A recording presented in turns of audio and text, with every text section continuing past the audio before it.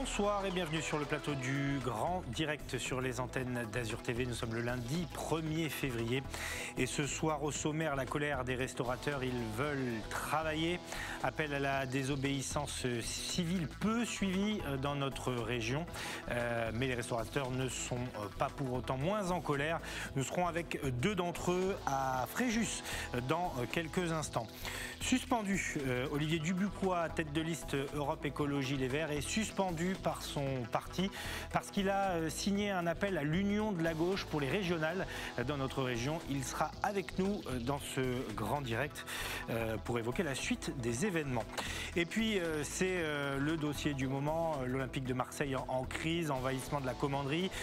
4 supporters ont comparu, enfin de façon en comparution immédiate cet après-midi après l'envahissement de la commanderie. Nous en parlerons avec le consultant pour plusieurs médias Hervé Berkane depuis Marseille et le journaliste Nassim Tirège qui suit l'OM qui sera avec nous sur ce plateau.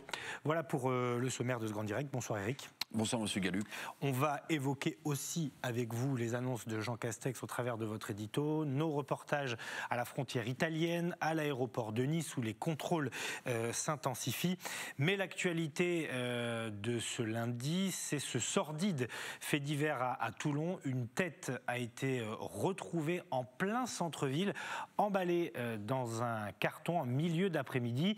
Et nous retrouvons sur place Thomas Bernabé pour faire le point. Bonsoir Thomas, que savons-nous à cette heure-ci, à 18h31, de ce fait divers, je le disais, glaçant ? Tout à fait Nicolas, c'est un acte d'une rare barbarie qui a eu lieu en tout début d'après-midi à l'angle du cours Lafayette et de la rue Garibaldi, ici dans le centre-ville de Toulon. Une tête a été retrouvée dans un carton jeté d'un immeuble. Les forces de l'ordre ont rapidement bouclé le périmètre et le raid a interpellé un suspect autour de 15h. L'individu interpellé serait un ancien militaire désœuvré. Les forces de l'ordre ont ensuite retrouvé le corps décapité au sein de l'appartement dans lequel se trouvait le suspect. Selon les premiers éléments de l'enquête, il s'agirait d'une dispute entre deux SDF qui a visiblement très mal tourné. Hier soir, la police municipale était déjà intervenue dans cet appartement pour tapage nocturne. Les quelques témoins présents aux abords de ce crime sordide nous disaient être très choqués par la violence de ce fait divers. Il faut dire que c'est l'un d'entre eux qui a découvert le carton ensanglanté. Merci beaucoup Thomas Bernabé depuis donc l'angle du cours Lafayette et Garibaldi à Toulon. C'est effectivement, selon nos informations, une femme qui a retrouvé le carton ensanglanté et les policiers du raid ont interpellé le suspect qui était maculé de sang. Mon cher Eric, c'est effectivement glaçant. Hubert Falco a dénoncé un acte odieux. Il parvient de communiquer. Il y a une forme de sauvagerie. Ah bah oui. Alors, pas une forme. On l'a vu sur les images avec Thomas Bernabé tourné cet après-midi par Var Azur, que évidemment des forces de sécurité importantes étaient sur place, parce qu'au début on ne savait pas de quoi il s'agissait. On aurait pu craindre même un acte terroriste, mais visiblement c'est une sorte de règlement de compte absolument sordide. Il n'y a pas grand-chose à ajouter, sinon de comprendre. Enfin, si on peut les comprendre, les motivations de ce criminel et attendre ses explications. Mais c'est vrai que ça jette l'effroi et que le communiqué d'Hubert Falco était, je pense, le bienvenu, avec des mots justes employés par le maire de Toulon. Cet acte inqualifiable est l'expression de ce que la folie humaine poussée à son paroxysme peut produire de pire. C'est un des extraits donc de ce communiqué d'Hubert Falco. Évidemment, l'enquête est en cours et nous ne manquerons pas de vous tenir au courant, notamment des motivations et des circonstances exactes de ce fait divers. Vous le voyez d'ailleurs sur ces images en direct, le quartier est toujours bouclé, une forte présence policière donc en plein centre-ville de Toulon. Voilà pour ce que nous savions ce soir. L'actualité de ce 1er février, c'était également cet appel à la désobéissance civile lancé par un restaurateur du Doubs, ouvrir les restaurants. Sauf que dans notre région, le précédent du Popeyes à Nice a refroidi pas mal de restaurateurs, de même que les menaces du ministre de l'économie Bruno Le Maire, qui a promis des sanctions à l'encontre des restaurateurs qui ouvraient leurs établissements. Regardez ce reportage à Marignane, dans le restaurant de Marie, qui avait prévu d'ouvrir sa salle, mais qui finalement a reculé. Valentin Rodriguez. Ce ne sera finalement pas de service à table pour le restaurant de Marie. La restauratrice souhaitait ouvrir les portes de son établissement suite à l'appel de désobéissance civile lancé par un restaurateur ce lundi. Les menaces de suspension d'aide et de fermeture définitive ont provoqué le changement de décision. Comme nous, on est quasiment les seuls, je crois, dans le coin à avoir ouvert. On savait qu'ils viendraient nous verbaliser. Ils sont venus avant le service. Donc, dans tous les cas, on n'aurait pas pu recevoir les gens. Donc, heureusement qu'on a pris la décision juste avant, enfin hier soir. On en a parlé avec mon mari de finalement trouver un plan B pour marquer quand même le coup aujourd'hui et sans faire un service à table comme on avait prévu. Marie a décidé d'opter finalement pour un service à l'assiette gratuit. La restauratrice voulait être un symbole pour tous les secteurs touchés par la crise. C'est pas que pour nous qu'on a fait ça, c'est vraiment pour tout le monde. Vous voyez, je suis déguisée en vénitienne parce que normalement c'est le carnaval de Venise en ce moment, parce que c'est pour toute la culture, pour les cinémas, les théâtres, tous les gens qui peuvent pas travailler, qu'on empêche de travailler avec des raisons qu'on comprend pas vraiment. J'ai beaucoup de clients qui me disent mais moi je vais à la cantine d'entreprise tous les midis, donc je comprends pas pourquoi vous êtes fermés. Enfin, c'est pour tout le monde. Ils étaient une trentaine de clients à venir soutenir le restaurant malgré la présence d'une quinzaine de policiers venus surveiller l'établissement.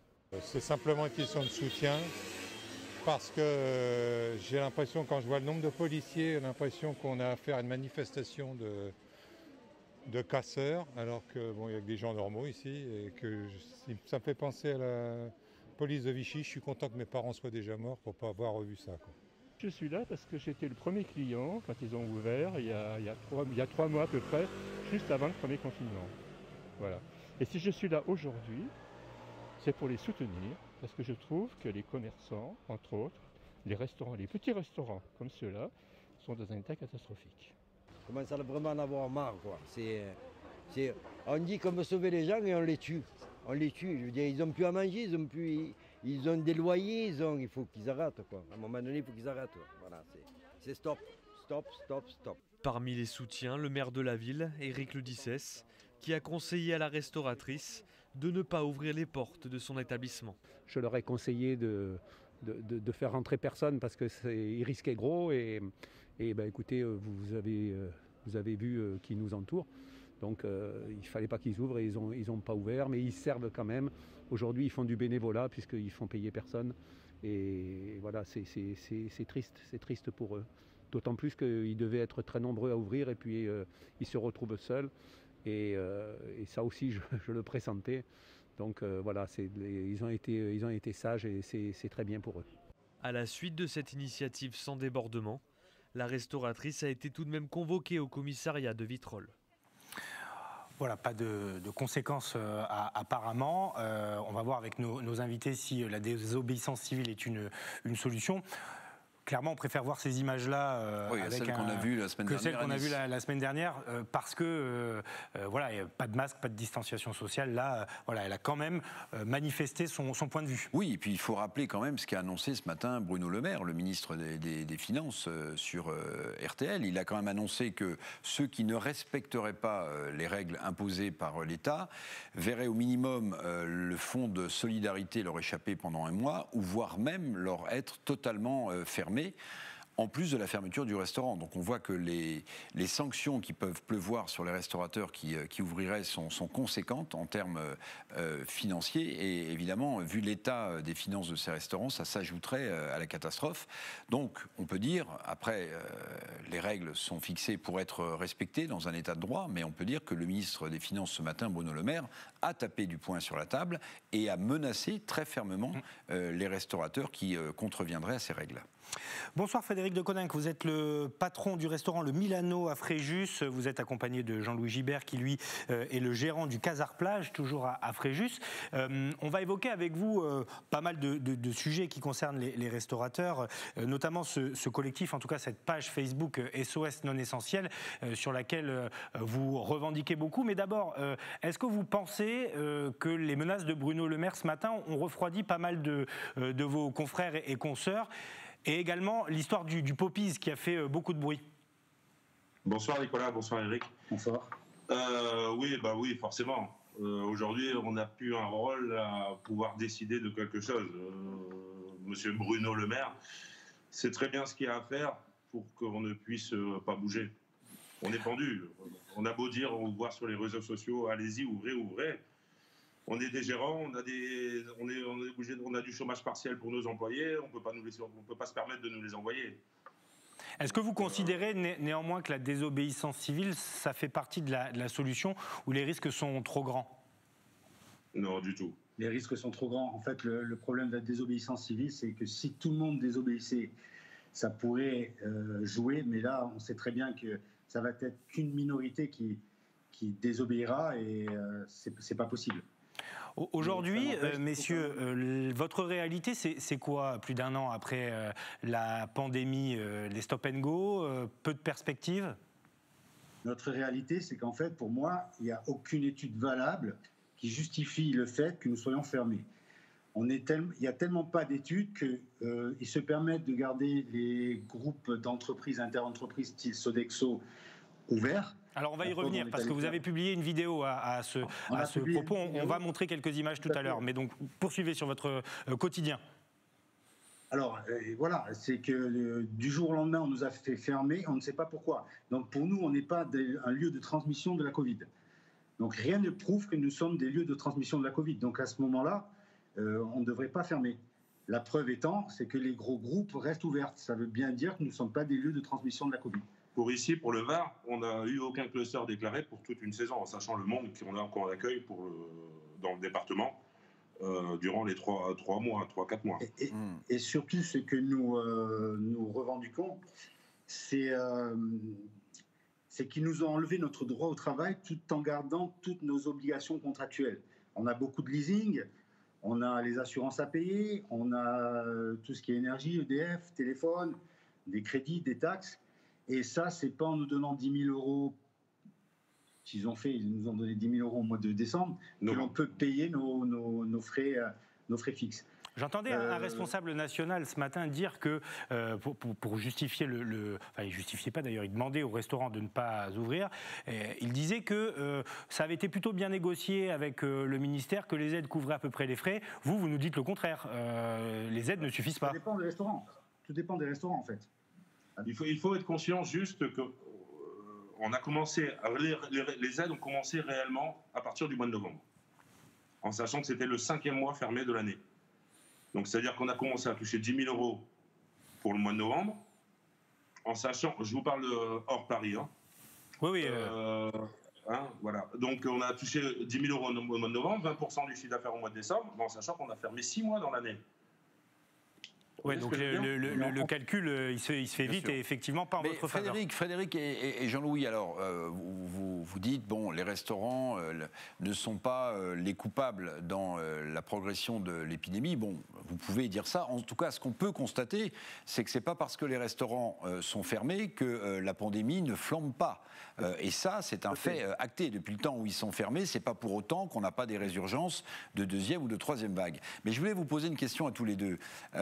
En fait, aujourd'hui, au-delà de la fermeture des restaurants, ce qui vous manque, en fait, c'est un horizon. C'est de savoir si, toutes choses étant égales par ailleurs, vous pourriez avoir un horizon de réouverture. En fait, vous n'avez rien. On vous dit simplement de la fermer, si j'ose dire, sans vous donner un horizon.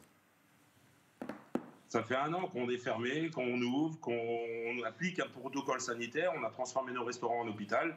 On estime avoir joué le jeu, on estime avoir fait notre boulot, s'adapter en très peu de temps, investi. Pour ma part, moi j'ai fait une terrasse Covid, j'appelle la terrasse Covid. J'ai réinvesti pour 3 mois d'exploitation. Au bout d'un moment...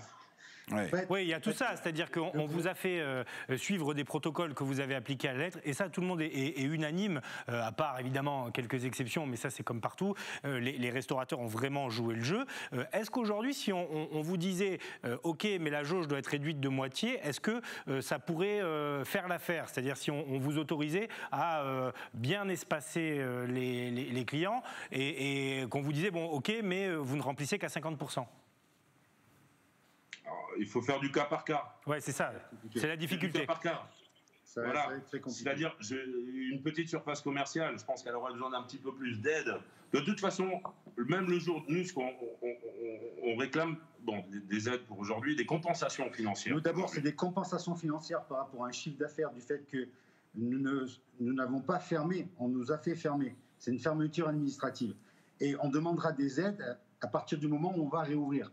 Parce qu'avec l'impact psychologique de toutes les annonces sur les différentes chaînes, il y a une partie de la population qui a quand même peur, on s'en aperçoit.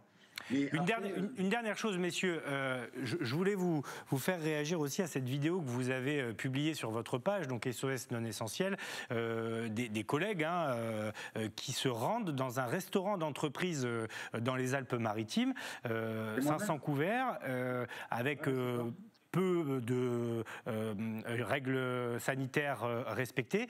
Vous avez pu rentrer sans être salarié ou... Alors, c'est très simple. Je suis arrivé en voiture, j'étais avec 3 amis, 3 restaurateurs. On est arrivé en voiture, on s'est garé sur le parking. On est rentré. À l'accueil, on ne nous a même pas obligés, il n'y avait personne à l'accueil. On est rentré, on a pris notre plateau, on s'est déplacé dans le resto, dans le self. On s'est fait servir. Je suis allé payer à la caisse. À la caisse, la dame m'a donné la note, j'ai réglé. Elle m'a donné les couverts, elle m'a donné du pain. Et après, on est allé s'installer. J'aurais pu très bien prendre une entrée, la reposer, prendre un dessert, le reposer. Voilà, il y avait vraiment aucun geste de barrière de respecter. D'ailleurs, à un moment, on a enlevé les masques, on s'est baladé sans masque. Il n'y a personne qui est venu nous dire « Excusez-moi, messieurs, il faut remettre le masque ». Ouais, c'est édifiant. Voilà. C'est un restaurant d'entreprise, Eric, où on peut rentrer voilà, sans montrer patte blanche, si j'ose dire. C'est que quand on voit ces images, regardez le... Bah oui, bien sûr. Non, mais ça, plein, c'est le défaut dans la logique gouvernementale sur la fermeture des restaurants. Vous avez tout à fait raison. Là, vous prouvez par A plus B que si on ne se contamine pas dans un restaurant où il y a 20 couverts et qu'on laisse à côté des cantines d'entreprises ouvertes, il y a évidemment un vrai problème. Mais d'une manière fonctionnelle, là je ne parle même pas de l'épidémie, Frédéric et Jean-Louis, mais une entreprise qui serait ouverte alors que sa cantine d'entreprise ne serait pas ouverte, en fait condamnerait sans doute les employés et les salariés à ne pas venir travailler dans l'entreprise. Donc là, le problème, c'est que si on n'est pas salarié, on peut quand même y aller. Alors ça, c'est absolument incroyable. Alors ça, c'est absolument incroyable. C'est-à-dire que si on va avec Nicolas dans cette cantine d'entreprise, on peut déjeuner, on nous demande rien en plus. Donc en fait, on peut s'asseoir en face de quelqu'un comme si on était dans un restaurant et commander ce qu'on veut. Enfin, vous avez prouvé ça, si j'ai bien compris. Ça, c'est incroyable. Eric, là aujourd'hui, par cette vidéo, tout ce qu'on a voulu prouver, c'est qu'aujourd'hui, l'État préfère réunir 500, 700 ou 800 personnes par jour dans le même endroit plutôt que de diviser. Ouais. Et voilà.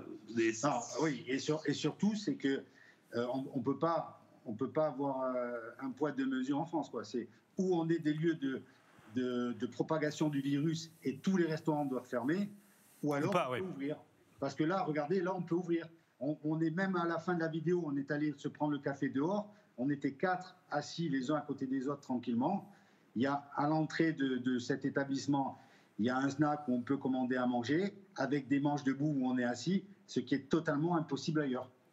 Et à savoir aussi que c'est pas on dénonce celui-là. Ouais, non, mais c'est pas le seul. Hein, c'est pas le seul. On reçoit beaucoup de témoignages de la part de départements de pareil, des restaurants d'entreprise en Essonne. Ouais, c'est pas un problème isolé, effectivement.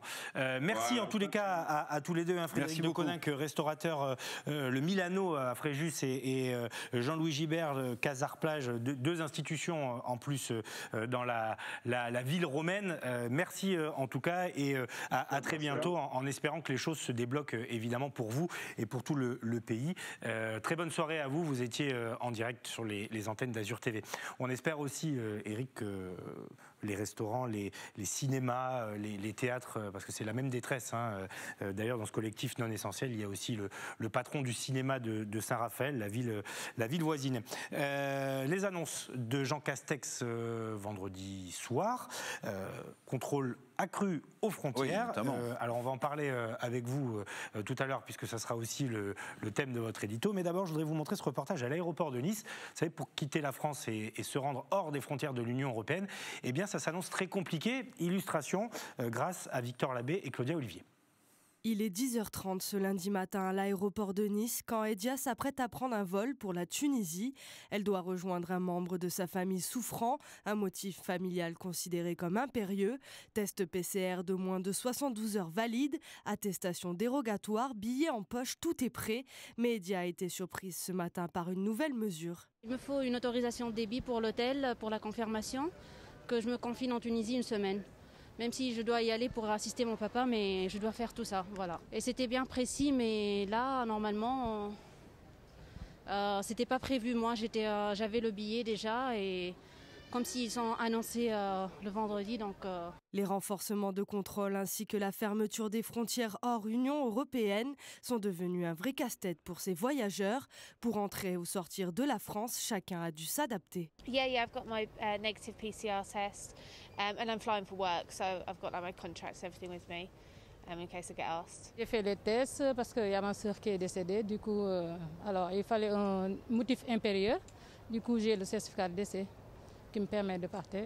Je suis résident là-bas aussi. Avant de partir du Kenya, on a dû faire un test du Covid 48 heures avant. On a dû remplir un formulaire pour savoir d'où on venait, où on partait, etc. Pour l'aéroport de Nice-Côte d'Azur, les annonces qui ont été faites vendredi n'auront pas de lourdes conséquences. Depuis un an, la majorité des mesures étaient déjà en place. Seuls les motifs de déplacement ont évolué. Alors les nouvelles mesures ont un impact actuellement qui sont difficilement estimables, mais néanmoins qui resteront très réduits. Tout simplement parce qu'à l'heure actuelle, nous avons beaucoup de vols Schengen et nationaux, domestiques, de l'ordre de 90 à 95%, et seulement 5%, donc 2 à 3 vols par jour, qui sont internationaux. Et les motifs de déplacement qui ont évolué suite à ces nouvelles mesures ne touchent que la partie internationale. Donc on peut s'attendre à une réduction du nombre de passagers sur les vols internationaux et potentiellement des annulations par les compagnies aériennes de ces vols. Du côté des agences de voyage, c'est le branle-bas de combat. Les annonces de vendredi soir ont tout chamboulé. Cette agence niçoise est spécialisée dans les voyages à la carte. Elle doit une nouvelle fois s'adapter. Nous avons tout mis en stand-by pour le moment pour l'année 2020 et bien sûr 2021 qui arrive parce qu'avec la conjoncture et toutes les informations que nous recevons au compte-gouttes du gouvernement, on a beaucoup de mal à pouvoir anticiper ou proposer un voyage pour cette saison. Donc nous conseillons fortement à notre clientèle de reporter pour 2022, attendre les beaux jours et bien sûr anticiper. Depuis le début de la crise sanitaire, l'agence a perdu plus de 90% de son chiffre d'affaires. Le trafic aérien à l'aéroport de Nice-Côte d'Azur a quant à lui reculé de 65% en 2020. Voilà, édifiant. Ouais. Edia, cette passagère qui part en Tunisie, qui doit justifier de sa location de l'hôtel. Oui, alors depuis la décision de Jean Castex du contrôle aux frontières, le moins qu'on puisse dire, c'est que dans les aéroports de notre région sud, mais aussi ailleurs en France, hein, c'est un peu le casse-tête depuis ce matin. C'est une des annonces. Je vous rappelle aussi que Franck Golnadel, le président de l'aéroport Nice-Côte d'Azur, nous annonçait qu'il n'y aurait pas de réouverture du terminal 1 avant février 2022. Vous voyez qu'on n'y est pas encore. Mais se pose, vous avez raison Nicolas, la question du contrôle des frontières. C'est justement avant que nous partions à la frontière italienne, le thème de votre édito du jour. Oui, contrôle accru aux frontières. L'Europe et la France donc se referment sur elles-mêmes. On pourrait bien dire ce claque-mur. Alors tout doit être essayé, je suis d'accord, pour juguler la pandémie de la fameuse Covid-19. Donc tout, le couvre-feu, les vaccins, la fermeture des frontières, jusqu'au test. On est évidemment prêt à tout essayer. Mais prenez précisément la question de la fermeture des frontières. Elle est réglementée par arrêté ministériel. Pour quitter le territoire national, il faut, comme on l'entendait dans ce sujet, un motif impérieux, comme par exemple un décès, une garde d'enfant, une urgence médicale, être un sportif professionnel de haut niveau qui doit se rendre à l'étranger pour son sport, ou devoir en tant que salarié faire des missions indispensables à l'étranger. Je vais prendre ce dernier point, Nicolas, si vous le permettez, des missions indispensables à la poursuite de l'activité économique de l'entreprise dont vous dépendez.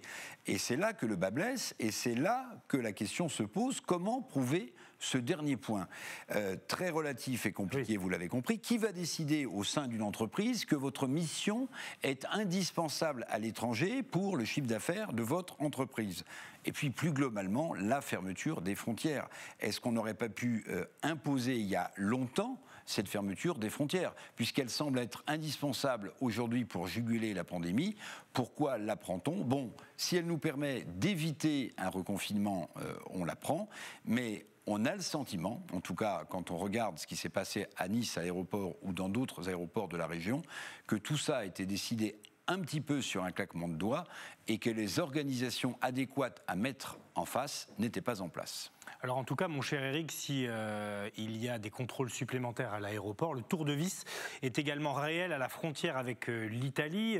Donc nous sommes à l'extrême est des Alpes-Maritimes, au péage de la Turbie, juste au-dessus de Monaco. Vous allez le voir, les contrôles de tests PCR se sont accrus. Alexis Ricard. Depuis ce lundi matin, minuit, il faut présenter un test PCR négatif pour franchir la frontière et entrer en France.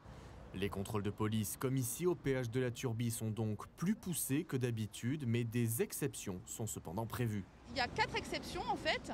Les personnes qui ont moins de 11 ans ne sont pas soumises à présenter le test PCR.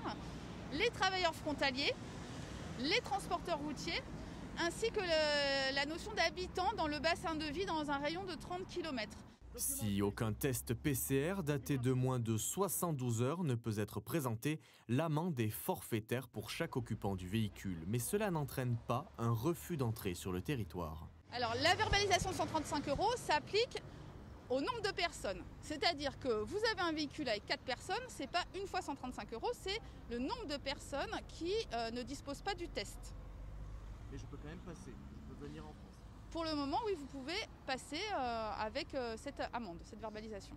Le refus d'entrée à la frontière s'applique aux personnes qui ne détiennent pas les documents nécessaires à l'entrée en France. Par exemple, une personne qui va être dépourvue de son passeport, qui va être dépourvue d'un titre de séjour. Pour ceux qui voudraient se rendre ou revenir en Italie depuis la France, il faudra présenter un test PCR de moins de 48 heures ou bien se soumettre à un isolement de 14 jours.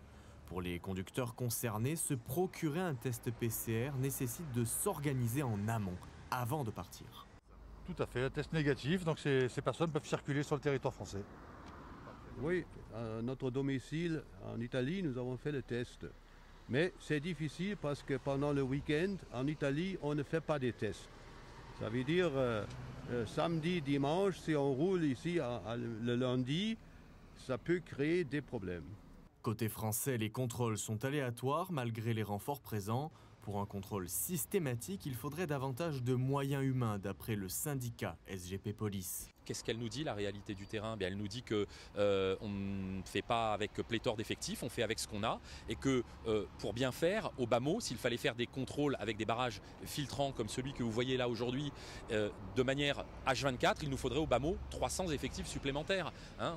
Ça compte et ça comprend évidemment les week-ends, les nuits. Il faut être présent de chaque instant. Donc soit on opte pour cette solution, soit on opte pour une deuxième solution qui serait de mettre en place des barrages et des contrôles totalement aléatoires. Mais ça veut dire quoi? Ça veut dire que forcément des personnes en provenance d'Italie en direction de France rentreraient sans test PCR négatif. En tout, près de 600 policiers contrôlent les points d'accès à la frontière franco-italienne.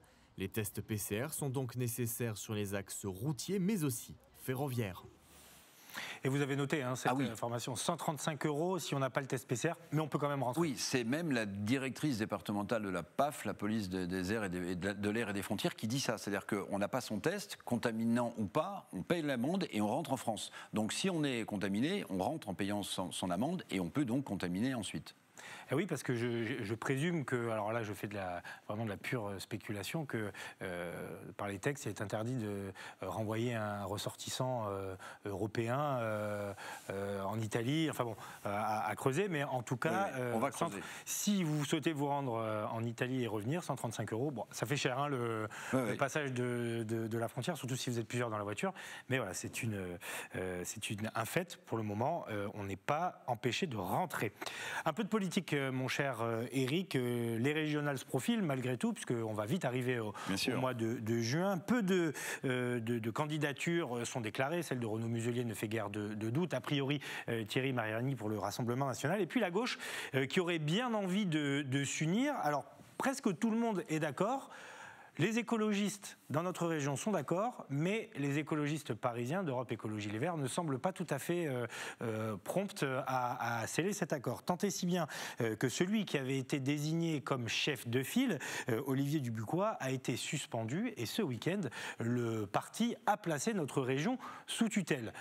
Ce sont quand même des faits importants et Olivier Dubuquois est avec nous et merci à vous d'être en direct sur les antennes d'Azur TV. Alors vous êtes originaire vous du Var, vous êtes géographe issu de la société civile, pas du tout un politique apparatchik comme on dit, et donc les militants Europe Écologie Les Verts, vous avez choisi comme chef de file. Ça ne voulait pas forcément dire candidat, mais celui qui allait porter la voix d'Europe Écologie Les Verts. Vous avez signé cet appel Il est temps avec plusieurs partis de gauche pour constituer l'union, puisque vous estimez que c'est la seule façon de peser dans ce scrutin, mais vous avez été désavoué par Paris. Alors oui, on peut présenter ça de cette façon-là, mais en fait la suspension, on va dire, peut être temporaire. Et la tutelle était déjà là au préalable. Oui, c'est ça, c'est une tutelle qui a été renouvelée, tout à fait. Exactement. Donc, en fait, moi, ma position, elle est extrêmement claire, c'est qu'il faut impérativement fédérer non seulement les forces écologistes, mais les forces citoyennes et les forces de gauche pour avoir une chance non seulement de répondre aux enjeux actuels. Vous voyez, on est dans une période de grande précarité et le réchauffement climatique qui a frappé sur notre territoire, notamment récemment dans les vallées de la Roya. Si on veut pouvoir répondre à ces enjeux et si on veut pouvoir gagner la région PACA face à une droite qui est déjà bien structurée et à une extrême droite qui est très menaçante, il faut nécessairement partir de façon unitaire. Donc c'est pour ça que j'ai appelé la majorité des gens sur le territoire à signer cet appel et à nous rejoindre. Comment expliquez-vous la décision de Paris? Est-ce que ce sont les bons résultats au municipal qui donnent des ailes aux responsables du parti et qui leur donnent envie de jouer cavalier seul? En fait, c'est plus compliqué que ça. C'est-à-dire qu'en fait, en PACA, il y a eu une stratégie qui a été votée et la stratégie, en fait, a départagé à 50%, on va dire, deux camps. Un qui voulait partir en autonomie selon les préconisations de certaines personnes à Paris, parce que la ligne politique est très simple pour ELV, c'était aussi bien structurer un pôle écolo, donc pour potentiellement partir en autonomie, mais aussi en parallèle faire des dynamiques unitaires avec les forces de gauche. Donc en fait, c'est juste une petite poignée au niveau parisien de personnes qui veulent axer la politique stricto sensu sur le pôle écolo, donc sur une dynamique, on va dire, plus autonomiste. Et régionalement, c'est cette stratégie qui a gagné, mais à 15 voix, donc c'est relativement faible comme avantage, on va dire.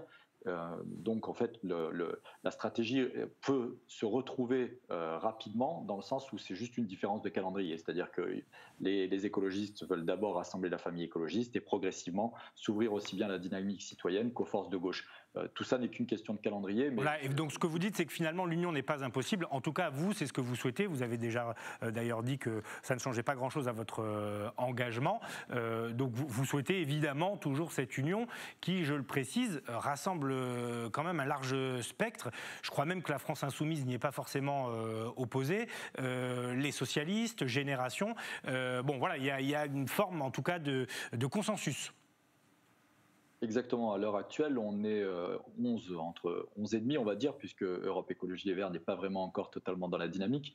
Donc, on pourrait être 12 partis, 24 associations, de nombreux associatifs, de nombreux représentants de la société civile. Et en 48 heures, on a eu 1500 signataires. Donc, on est sur une dynamique vraiment importante et on a tous les atouts, en fait, pour pouvoir gagner cette élection. Il suffit de rester unis et de ne pas justement faillir face aux enjeux et face à la droite et à l'extrême droite. Mais Olivier Dubuquois, vous faites de la politique, donc vous voyez bien quelle pierre dans le jardin présidentiel de Yannick Jadot représenterait une agglomération des forces de gauche dans notre région. Ce serait un signal, peut-être pour lui, à une candidature unique ou presque unique de la gauche au niveau présidentiel qui sera l'élection suivante. Vous n'êtes pas dupe, vous voyez pourquoi il vous empêche de faire ça. Alors, ce n'est pas lui personnellement, je l'ai eu régulièrement au téléphone qui m'empêche de faire ça. Vraiment, il y a eu encore une fois un vote militant en région. C'est des stratégies qui sont relativement complémentaires. Après, la stratégie des présidentielles ne doit pas s'inviter dans la stratégie des régionales. On a la chance, nous, de bénéficier d'une forme de subsidiarité. Donc, normalement, on doit être autonome justement dans la détermination de notre stratégie politique et dans nos alliances. C'est vrai que c'est un peu plus compliqué en PACA parce que justement il y a une présence forte à la fois du RN et en plus on se retrouve avec un pôle écologiste qui est complètement explosé puisque Génération S est lui dans la dynamique unitaire de Il est temps et les autres partis veulent se rapprocher d'Europe Écologie Les Verts. Mais en fait, tout ça ne peut pas tenir. On est de toute façon convaincu que dès le premier tour, cette dynamique unitaire va rassembler toutes les forces écologistes, citoyennes et de gauche, puisqu'il ne peut pas en être autrement, puisqu'on ne peut pas partir désunis avec 2-3 listes.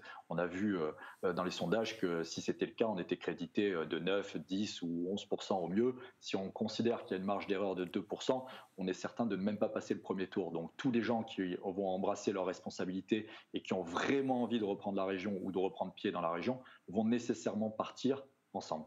D'autant qu'il y a des expériences plutôt probantes. Le printemps marseillais, par exemple, je crois que même Michel Vauzel, à l'époque où il était président, avait aussi une forme de majorité élargie. Alors peut-être pas à tout le spectre de la gauche, mais clairement ça peut fonctionner en local. C'est ce que vous pensez ?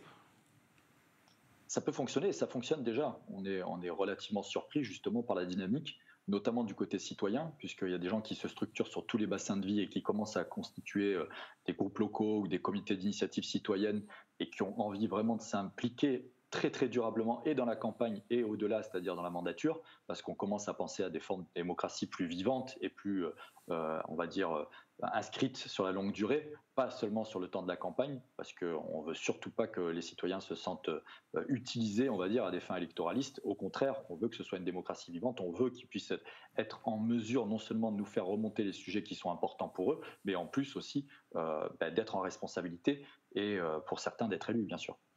Une dernière chose, une question qui paraît loin, mais il va falloir une personnalité pour incarner la tête de liste.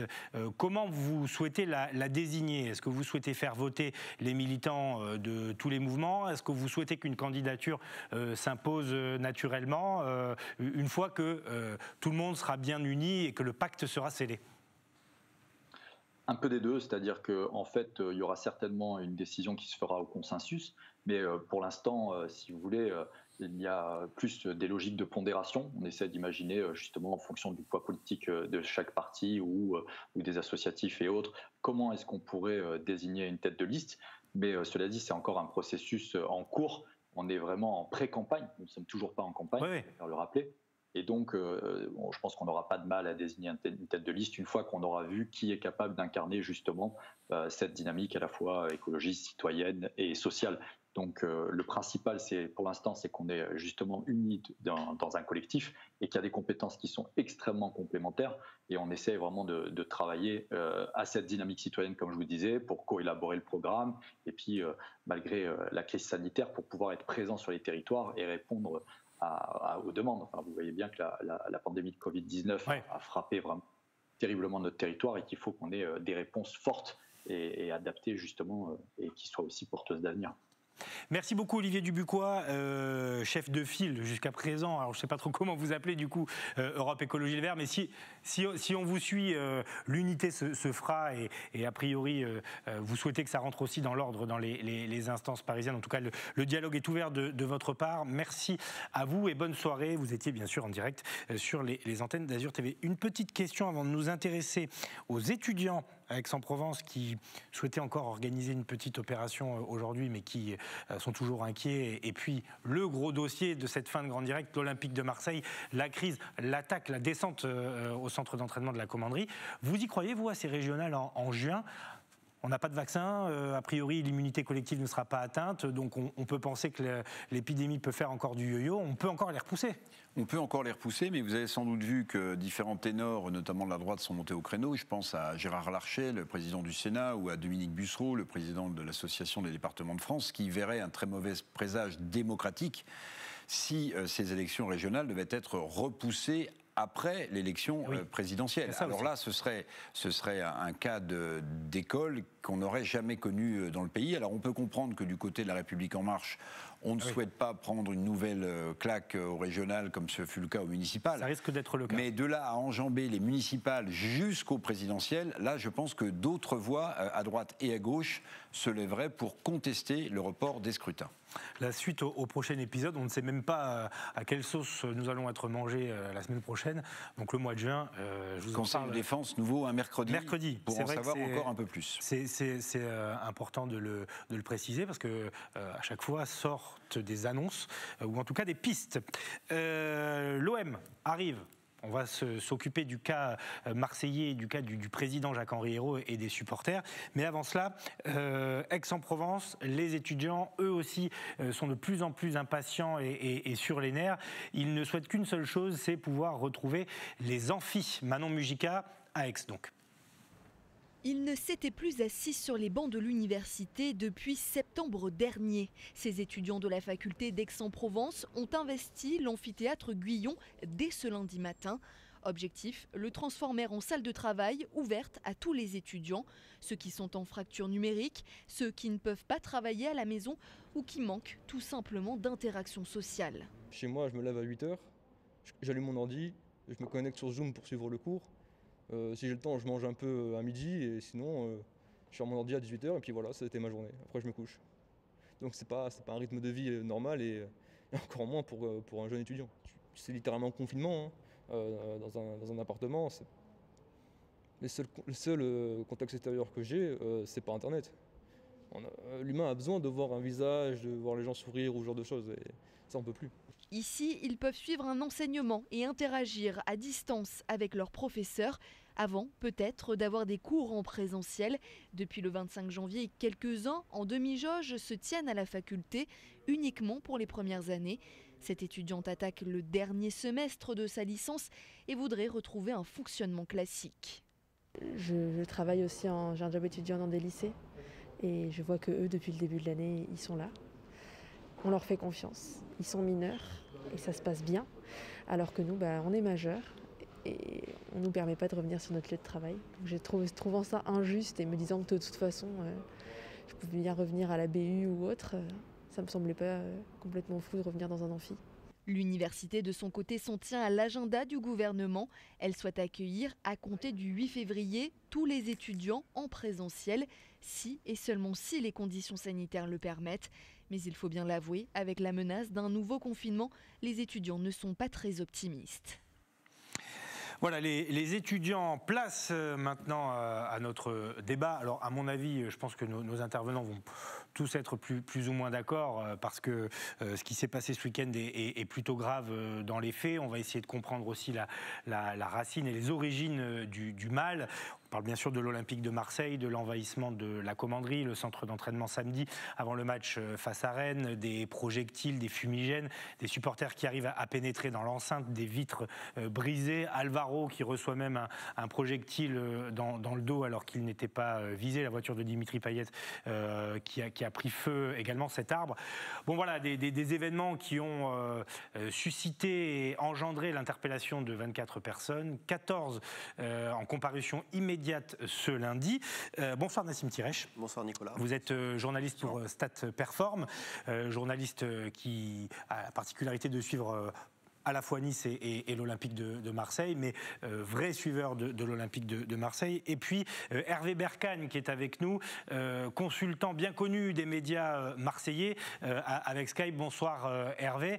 Alors, on va essayer d'abord de faire le point sur la situation en coulisses et puis il y a la situation sportive aussi qui explique pas mal de choses.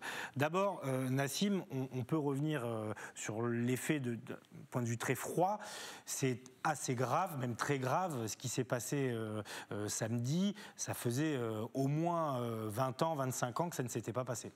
Ça s'inscrit dans on va dire une atmosphère qui est un peu délétère cette saison du côté de l'Olympique de Marseille, mais ça date pas uniquement de cette saison. Le conflit est larvé entre la direction et les supporters depuis très longtemps. Et oui, les images qu'on a vues ce week-end, c'est des images qu'on n'a pas l'habitude de voir.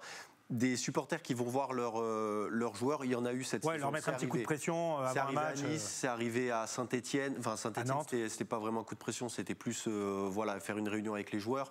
C'est arrivé à Nantes également, mais c'était sur un autre mode de fonctionnement, on va dire.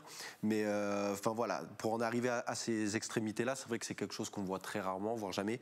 C'est arrivé au Portugal, au Sporting Lisbonne, il n'y a pas si longtemps que ça, où le président avait dit si vous n'êtes pas aux supporters, si vous n'êtes pas content de l'équipe, faites-le savoir aux joueurs. Et il y a eu un envahissement du centre d'entraînement, les joueurs ont été frappés, il y a eu des résiliations de contrats, dont Gelson Martins qui a quitté. C'est vrai, effectivement, quasiment la totalité de l'effectif. Raphaël Leao aussi qui est parti du côté de Lille à ce moment-là. Donc voilà, ça arrive très très très rarement. C'est pas la première fois, mais c'est des images qu'on aime évidemment pas voir. Hervé Berkane, vous qui suivez le club depuis votre enfance, il y a un homme qui est pointé du doigt et il a un poste éminemment tendu et c'est le président Jacques-Henri Hérault qui n'a pas l'assentiment des supporters et il faut dire que ça dure depuis plusieurs semaines avec ces déclarations sur les employés du club qui ne doivent pas être trop supporters de l'Olympique de Marseille. Ces accointances présumées avec le PSG, il fait pas mal d'erreurs de communication et il en a rajouté d'ailleurs ce week-end en parlant d'un Olympique de Marseille, des magouilles d'il y a 20 ans, des affaires. Ça n'a pas dû calmer les supporters, ces déclarations du week-end. Ah non, pour avoir la majorité de beaucoup de supporters depuis 24 heures au téléphone, qu'ils soient petits ou grands, ou passionnés ou juste un peu de loin, les gens sont estomaqués parce qu'il s'est passé. La violence, il ne faut pas la cautionner, mais après, il y a un contexte aussi. Avec le Covid, les gens sont encore plus tendus que d'habitude. Faire passer après le Jacques-Henri Hérault de remettre hier une couche en parlant de l'Olympique des Magouilles, c'est grave parce que l'OM, c'est une histoire de plus de 120 ans. C'est une histoire qui a eu des hauts, des bas, mais c'est ce qui fait sa particularité. Et c'est vrai que ce qui se passe, je pense que là, la colère est focalisée sur le personnage plus que sur les résultats sportifs qui n'aident pas du tout. Hervé et Nassim, j'aimerais vous poser une question. Alors moi, je ne suis pas du tout un spécialiste ni de l'OM ni de l'OGC Nice, mais vous parliez de la Covid, Hervé. Le fait que les stades soient vides, et notamment le Vélodrome, le fait qu'il n'y ait pas de tifo, que les supporters ne puissent pas dire avec leur banderole ce qu'ils pensent de la direction ou des joueurs. Alors, j'excuse pas du tout, évidemment, les faits graves qui se sont déroulés, mais est-ce que ce n'est pas un début d'explication, Hervé et Nassim ? Alors si je peux, j'allais exactement rebondir là-dessus, c'est que normalement le lieu d'expression des supporters, la transition est magnifique, le lieu d'expression des supporters c'est le stade, c'est là qu'ils peuvent siffler les joueurs quand ils ne sont pas contents, faire passer leur message, mettre les banderoles, crier leur contestation, et cette soupape-là que les supporters ont généralement, ils l'ont plus depuis quasiment un an et ça fait longtemps que le conflit... je vous le disais, existe. Même déjà en 2019, il y avait déjà des banderoles contre la direction et contre Jacques-Henri Hérault. Comme ils ne peuvent plus se faire entendre au stade, ils étaient déjà venus une première fois pour discuter avec les joueurs avant un match. Je n'ai pas envie de dire de bêtises, mais c'était il n'y a pas très longtemps, peut-être qu'Hervé s'en rappellera. Il y avait eu une discussion avec des joueurs avant de partir au stade. Et là, on est passé à l'étape supérieure. Hervé, vous partagez cette analyse après ma question de Nassim ? Oui, tout à fait. C'est un coefficient multiplicateur. Après, la colère gronde depuis des mois. Je pense que c'est l'attitude méprisante et le dédain. Marseille, c'est un petit village. C'est une grande ville, mais c'est un petit village. Et tout le monde, qu'il soit supporter, salarié, employé, prestataire, politique, là, tout le monde se lâche et balance tous les dossiers. Ce monsieur a une attitude vis-à-vis de nous. Moi, on m'a toujours expliqué, à Rome, tu fais comme les Romains. Tu commences pas à mettre les pieds sur la table et expliquer la vie aux gens quand tu arrives dans un endroit que c'est pas chez toi géographiquement. Donc là, culturellement, je pense que... Après, il y a plusieurs théories qui courent. Il y en a, ils disent, il sait que c'est bientôt la fin parce qu'il y a une vente éventuelle qui serait en train de se tramer. Donc, il se dit, mais tant qu'à faire, il part en flamme. Après, il y en a qui parlent d'écocentrisme pur parce qu'ils croient détenir la vérité. Est-ce que c'est le football? Est-ce que ça devrait être le football à l'Olympique de Marseille? Je ne sais pas, je n'ai pas vraiment de théorie, mais par contre, hier, cette sortie en fin de journée, là, en taillant son propre club, en étant l'histoire de son propre club, en étant dirigeant... C'était sur Téléfoot, hein.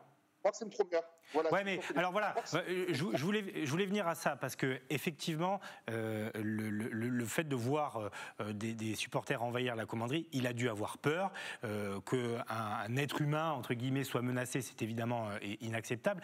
Mais est-ce que lui, dans son rôle de président, même s'il est en colère, même s'il veut régler des comptes, il ne doit pas se taire hier et simplement dénoncer avec de la langue de bois, l'envahissement du centre d'entraînement.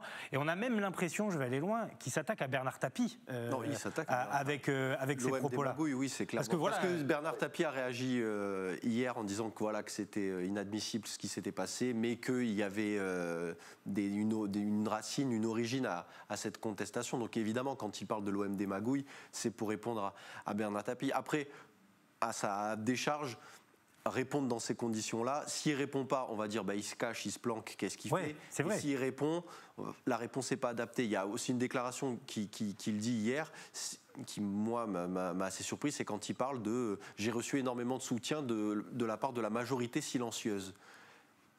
Comme si la majorité des supporters étaient contents de son travail.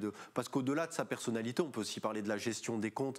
L'OM a un déficit de 200 millions d'euros. C'est pas formidablement bien géré. Voilà, il y a au-delà du personnage du président, il y a des erreurs de recrutement. Il y a des les Marseillais ne lui en veulent pas juste pour ses déclarations. Voilà, la situation sportive du club n'est pas dans un état formidable. Et puis les supporters ont décidé de s'en prendre uniquement au président parce qu'ils l'aiment pas. Non, il y a une situation sportive qui est pas bonne et en plus de ça, vous avez une relation avec les supporters qui est exécrable. Nassim, pour vous, ça peut durer encore longtemps, cette situation, parce qu'il y a les résultats financiers du club, vous les avez rappelés, il y a les résultats sportifs qui sont pas bons, il y a une direction qui est contestée, il y a le Covid après. Vous pouvez rajouter il y a le Covid, il y a les soucis avec les le lien est clairement rompu. Là, le lien est clairement rompu entre les supporters. La sortie, c'est quoi la sortie de crise pour vous ?